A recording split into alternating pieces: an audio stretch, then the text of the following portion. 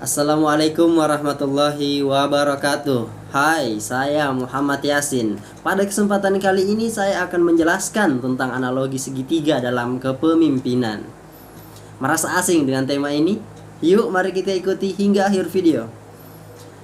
Teman-teman, ini adalah analogi sederhana yang saya ambil dari materi kepemimpinan oleh Presiden Mahasiswa UIN Dato Karama Palu tahun 2021, Kak Sadik Muntasir, tentang bagaimana seharusnya seorang pemimpin menempatkan diri menyesuaikan dengan kondisi lembaganya. Dalam hal ini ada relasi antara semboyan pendidikan Indonesia yang dirumuskan oleh Bapak Pendidikan Indonesia. Siapa? Ya, benar, Ki Hajar Dewantara, dengan analogi segitiga dalam kepemimpinan yang akan saya bawakan.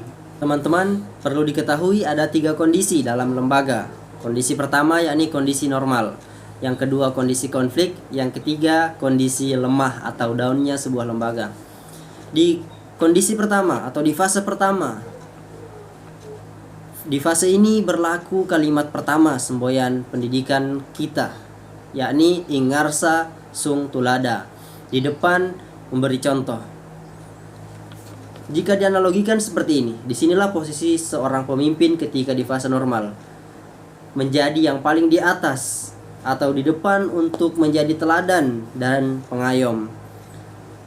Adalah sebuah keharusan seorang pemimpin menjadi teladan dan panutan serta pengayom, sehingga orang-orang yang dia pimpin dengan senang hati akan mengambil contoh baik dari pemimpinnya.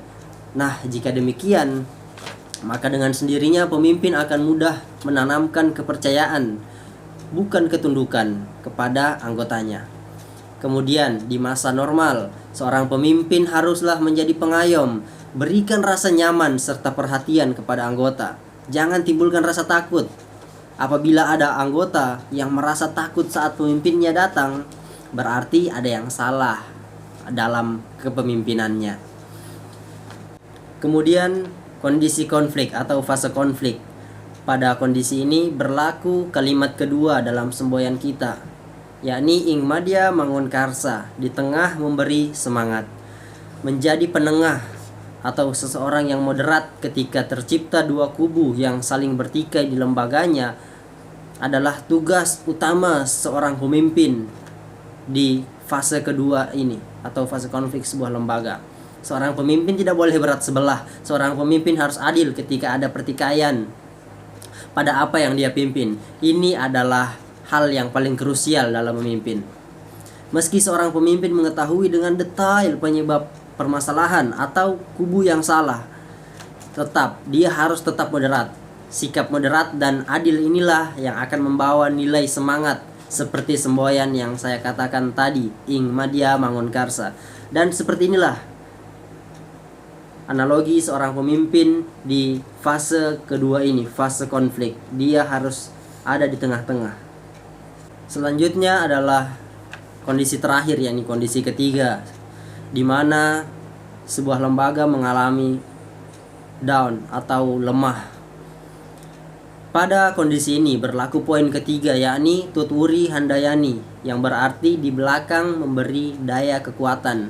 Jika dan dianalogikan seperti ini, disinilah posisi seorang pemimpin ketika lembaganya mengalami fase ketiga ini.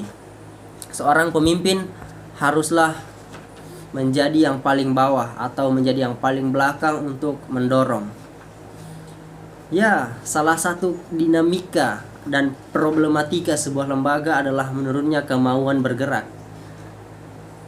Hal ini dapat diatasi oleh seorang pemimpin dengan memberi dorongan dan motivasi kepada anggota-anggotanya, seperti turun langsung dalam meringankan tugas dan fungsi setiap anggota, kemudian mengingatkan kembali amanah yang mereka bawa, kemudian membawa anggotanya untuk memperkuat kemauan bergerak melalui penguatan emosional, penguatan kedekatan emosional antar anggota. Sebab biasanya salah satu faktor yang mendorong seseorang untuk bergerak adalah ikatan pertemanan.